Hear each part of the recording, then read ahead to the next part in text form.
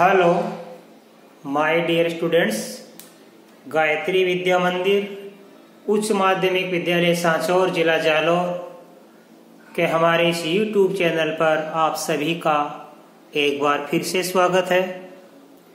प्रिय विद्यार्थियों, मैं अनिल कुमार सोनी, कक्षा 8 विषय गणित, अध्याय 12 घातांक एवं घात, इसकी प्रश्नावली 12.1 का सवाल नंबर 3 और 4 आज आपको हल कराऊंगा।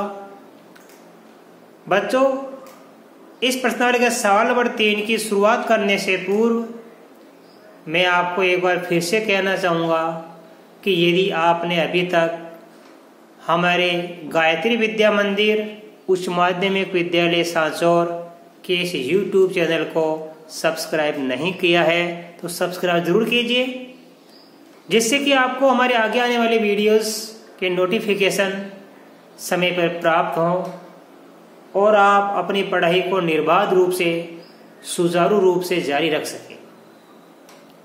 तो चलिए अब हम आज की शुरुआत कर रहे हैं प्रश्नावली 12.1 के सवाल नंबर 3 के पहले से। देखो बच्चों, इसमें लिखा है 3 की घात 0 प्लस 4 की घात ऋण 1 गुणा 2 की घात 2। राइट। अब देखिए कैसे करेंगे। आपको बता रखा है कि जब किसी संख्या के ऊपर घातांक 0 होती है तो उसका मान सदैव क्या माना जाता है, 1। और ऋण घातांक को धनात्मक घातांक बदलने के लिए हम आधार का व्युत्क्रम कर देते हैं, यानी अंश को हर और हर को अंश बना देते हैं। तो देखो इसको कैसे करेंगे, हम इसको लिख सकते हैं 3 की घात 0 का मान क्या होता है, 3 की घात 0 का मान होता है 1 प्लस अब 4 का विलोम बन जाएगा 1/4, 1/4। घात कितनी है 1, तो 4 की घात 1 गुणा कितना 2 की घात 2 और 2 की घात 2 वैसा का वैसा लिख दिया। अब देखिए इसको आगे कैसे करेंगे हम, ये 4 की घात 1 का मान 4 तो होता है, तो इसको लिख सकते हैं 1 प्लस 1/4 गुणा 2 की घात 2 का मान कितना होता है, 4 होता है। 2 की घात 2 का मान होता है 2 दूनी 4 होता है। इसको हम सब लेकर कर लेंगे 1 प्लस 1/4। तो ध्यान दीजिए इनका लेस कितना आएगा 4 को 1 से गुणा करने पर 4 प्लस 4 है, 4 का भाग दिया एक बार, गुणा कितना है 4। अब देखिए बच्चों, इस 4 से 4 कट जाएगा तो उत्तर आ जाएगा 4 प्लस 1 कितना बन जाता है 5। ये उत्तर बच गया हमारे पास में 5। इसी तरह 2 की घात -1 गुणा 4 की घात -1 भाग 2 की घात -2 सभी क्या है, ऋण घातांक है। इसको धनात्मक घातांक में बदल दीजिए आप। धनात्मक घातांक कैसे बदलेंगे, जो हमारे ये आधार है इनको उल्टा कर दो। 2 का उल्टा क्या बन जाएगा 1/2 की घात 1। अब 1 को तो लिखने की आवश्यकता नहीं है, गुणा 4 की घात क्या बन जाएगी, ये 1/4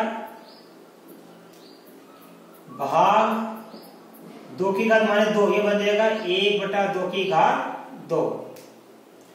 आगे इस पर कर लीजिए आप 1/2 गुणा 1/4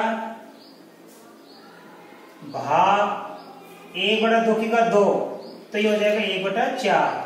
2 की घात 2 का मान कितना होता है 4 होता है। अब बच्चों इसको आगे कर लीजिए 1/2 गुणा 1/4 भाग की जगह गुणा कर देंगे और ये संख्या उल्टी हो जाएगी। भाग की जगह गुणा कर दिया और 1/4 को उल्टा कर दिया। हमेशा भाग के सारे भाग की जगह गुणा कर दिया करो और संख्या को उल्टा कर दिया करो। 1/4 का उल्टा क्या होता है 4/1। अब देखिए 4 से 4 कट गया तो ऊपर क्या बच गया, 1 को 1 से गुणा करने पर 1, नीचे 2 को 1 से गुणा करने पर 2। ये आंसर आ गया 1/2 हमको प्राप्त हो गया इसका 1/2 आंसर। अब देखो बच्चों, इसी प्रकार हमारा सवाल नंबर 3 ये भी क्या हमारा ऋण घातांक का है। तो सबसे पहला काम हम क्या करेंगे, इस ऋण घातांक को धन घातांक बनाएंगे। कैसे बनाएंगे, आधार को उल्टा करके 1/2 का उल्टा क्या बनता है 2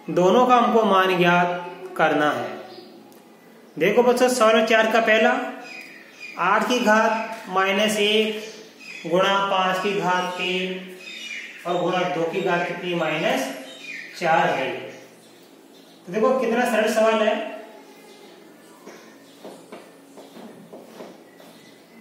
हम 8 के क्या बना सकते हैं, 8 का बनाएंगे अभाज्य गुणनखंड। देखो कैसे, 2 का भाग दिया 4, 2 का भाग दिया 2, 2 का भाग दिया 1, तो 2 कितनी बार है, 1 2 3, तो हम 8 को क्या ले सकते हैं, 2 की घात 3 ले सकते हैं, राइट। तो मैं 8 को लिखूंगा 2 की घात 3 और बाहर कितना है -1 गुणा कितना 5 की घात 3 बट्टा में 2 की घात कितनी -4, राइट। पहला काम, क्योंकि 5 तो स्वयं अभाज्य संख्या है और 2 भी क्या स्वयं अभाज्य संख्या, इनका तो अभाज्य गुणनखंड हो नहीं सकता। 8 भाज्य संख्या है जिसको हमने कर दिया अभाज्य गुणनखंड करके घातांक रूप बदल दिया। 8 को ले सकते हैं 2 की घात 3, 2 की घात 3 का 8 ही होता है, ये -1 ये गुणा 5 की घात 3 बटा 2 की घात -4। अब देखो 2 की घात क्या 3 है, 3 गुणा -1 हो जाएगा, तो 3 को -1 से गुणा करें क्या हो गया -3 गुणा 5 की घात 3 बटा 2 की घात कितनी -4। ठीक बात है। अब देखो हमारे पास ये कितना 2 की घात -3, इसमें भाग लग रहा है 2 की घात -4 का, ये बटा करो भाग। अभी 2 की घात -4 का भाग देंगे तो आधार समान है, अभी घातांक ऊपर जाएगी तो घट जाएगी, तो -3 से क्या करेंगे -4, इसमें से घटाएंगे -4 और गुणा कितनी 5 की घात 3, 2 की घात -3 माइनस हो गया प्लस का 4 गुणा 5 की घात 3। अब 4 प्लस का 3 माइनस का है तो 2 की घात 1 गुणा 5 की घात 3, इसका 5 को 3 बार लिख के गुणा करेंगे, 5 गुणा 5 गुणा 5। अब देखो 2 की घात 1 का 2 होता है, तो 2 के 1 2 2 पंजे 10, 10 पंजे 50 और 50 को 5 से गुणा करेंगे कितना आएगा 250 आएगा। कितना आएगा 250। तो गुणा करके बता रहा हूं मैं आपको, 2 को 5 से गुणा करेंगे 10, 5 को 5 से गुणा करेंगे 25, अब 25 का 10 से गुणा करेंगे 250। इस प्रकार हमारा पहला सवाल हो गया, इसका आंसर आ गया हमारे पास 250। अब देखिए इसका सवाल नंबर 2, हम सवाल नंबर 2 करेंगे इसका। यहां पे क्या है 5 की घात -1 गुणा 2 की घात -1 कोष्टक में, फिर गुणा 6 की घात -1। ध्यान से देखिए सभी संख्या के ऊपर घातांक ऋणात्मक है, तो आपको बार बार सिखा रखा है कि जैसे ऋणात्मक घातांक का सवाल आ जाए आप उसको धनात्मक घातांक में बदल दिया करो। और धनात्मक घातांक कैसे बदलते हैं, जो हमारा आधार है उसको आप व्युत्क्रम कर दिया करो, अंश को हर, हर को अंश।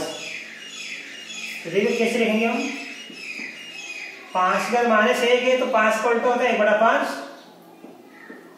ये घातांक 1, 2 का उल्टा 1/2, ये घातांक 1, 6 का उल्टा होता है 1/6, ये घातांक 1। तो बताइए यहाँ पे ये घातांक किसके बन गई धनात्मक, ये घातांक किसके बन गई, जबकि घातांक किसकी थी ऋणात्मक। इस ऋणात्मक घातांक को हमने किसमें बदल दिया, धनात्मक घातांक में बदल दिया। कैसे बदलते, हमारे आधार को विलोम कर लेते हैं, अंश को हर और हर को अंश करके। देखिए बच्चों क्या बन जाएगा हमारे पास, 1/5 का 1 है तो 1/5 गुणा 1/2 की घात 1 है, 1/2 का 1 बार लिख दीजिए, 1/6 की घात 1 है तो 1/6 लिख दीजिए।